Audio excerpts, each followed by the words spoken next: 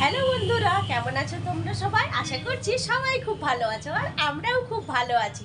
প্রতিদিনের ব্যস্ত ও শহুরে জীবন বাঁকুড়া থেকে আমি অপর্ণা বনবালিকার তরফ থেকে আরো একটি নতুন দিনের শুভেচ্ছা পাঠালাম তোমাদের সকলের জন্য। তো এখন সকালবেলা ওই 11:30টার মাঝে মতো বাজে। তো এখনো মানে খুব সকালও নয়, 11:30টার মতো বেজে গেছে। আর আজকে রবিবার, তো রবিবার থাকলেও আজকে সকালবেলায় টিউশন ছিল, একটা টিউশন ছিল। আর বাবাইকে এখন গিটার ক্লাসে দিয়ে এসেছি। বাবাইয়ের 11টা থেকে আজকে গিটার ক্লাস শুরু হয়েছে। তো গিটার ক্লাসে দিয়ে এলাম, এসে পরে এরপর সব কাজ টাজ করবো। তো প্রথমেই দেখছো বিছানা একদম গোছানো নেই, তো আগে বিছানাটাকে গুছিয়ে নিই, তারপরে আরও অন্য কাজগুলো করবো। কিন্তু এই যে আমাদের হাতি মহাশয়, একে আমি একদম গোছাতে পারি না, তো সেই জন্য হেল্প লাগবে বর মহাশয়ের। তো চলো এখানে মোটামুটি আমি বালিশ টালিশগুলো গুছিয়ে নিই, তারপর ওকে এটা ডাকি গোছানোর জন্য। বলছি শুনছো, হাতিটাকে একটু গুছিয়ে দাও, এটা গোছাতে পারছি না। ও বাবা কি আছে, এত ভারী এটা আমার মানে খুব মুশকিল হয়, পারবো না তা নয়। বিকে দাও। হ্যাঁ বিক্রি করে দাও তো, কেউ নিবে কি এটা? এত ভারী এটা, একদম আমি গোছাতে পারি না।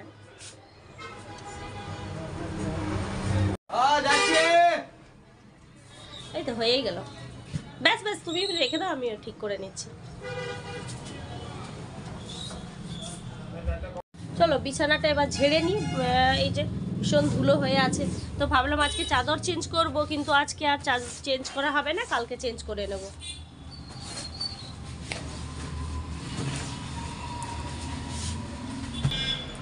তো আজকে যখন সকালবেলায় টিউশনে গেছিলাম, তখন তুর্যর মা একটা লাউ দিয়েছে, তো দেখাচ্ছি দাঁড়াও তোমাদের।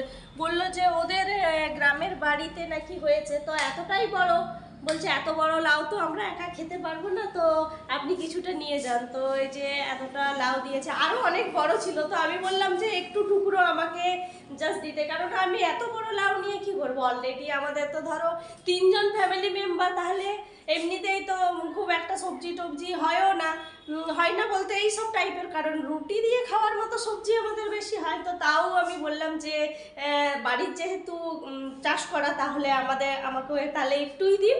তো ওই জন্য তুর্যর মায়ের লাউটা দিল আমাকে। তো চলো এবার কাজ টাজ হয়ে গেল, তো 12:30টা বাজছে, আর এবার বাবাইয়ের গিটার ক্লাস শেষ হয়ে যাবে। তো ভাবছি আগে বাবাইকে গিটার ক্লাস থেকে এনে নিই, তারপর স্নান টান সব কিছু করবো। তো চলো যাই আগে। বাবাইকে মনে হচ্ছে এখন গিটার ক্লাস এখনও শেষ হয়নি, আর এখানে কি একটা অনুষ্ঠান চলছে কর্মতীর্থতে, কণ্ঠ উৎসব। তো যাই ভেতরে যাই দেখি। আমরা কবিদের যে বাকশস্য তারা আমাদের জন্য নির্মাণ করে, আমরা তাদের সকলকে আমরা প্রথমেই ডেকে নিচ্ছি। আমরা প্রিয়জন তাকে অনুরোধ করবো কবিতা বলবার জন্য।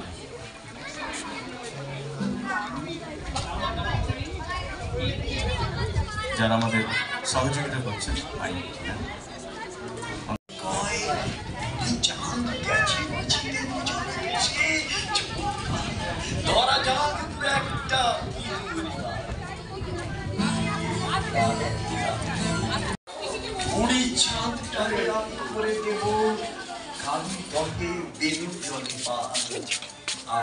চলো, কেমন হলো গিটার ক্লাস? ভালো, শিখতে পেরেছি কিছু? হ্যাঁ। আর শোনাচ্ছিল অনুষ্ঠান হচ্ছে যে, কতজন এসছে? 3জন না 4জন এসেছে, বেশি আসেনি তাহলে আজকে? না, তার মধ্যে আমার কাজ হয়েছে।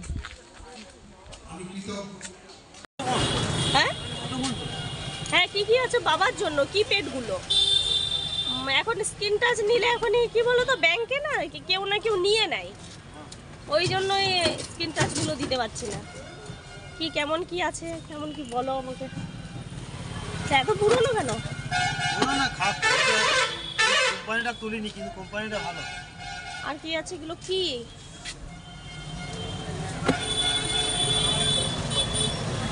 একটু খুলে দেখাও না ওটা, সিল করা আছে তো। দাও দাও ওকে দাও, কিরকম ফোনটা দেখি একবার খুলে দেখাও। বাবার সিম কার্ডটা হচ্ছে ভোডা। কোনো অসুবিধা নেই, সব সিম কার্ডই লাগে। না আমি বলছি ব্যাপারটা হচ্ছে এটা। দেখি এটা বেটার এটা নাকি উন্নত যেমন ভালো হবে তো?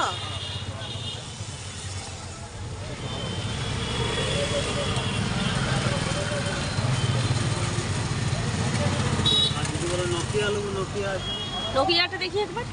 কত দাম আছে এটা 1400 দাম এটা কিন্তু ভালো আছে নোকিয়ার তো ভালো হবেই।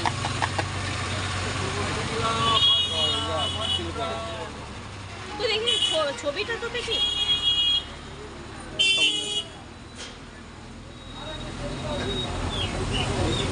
নোকিয়া নালে তাহলে ও যখন বলছে এটা নাও। নোকিয়াটা তো অনেক ধরো পুরনো কোম্পানি, আর বাবার তোমার নোকিয়াই ছিল, কোনটা নোকিয়া সেটটাই ছিল।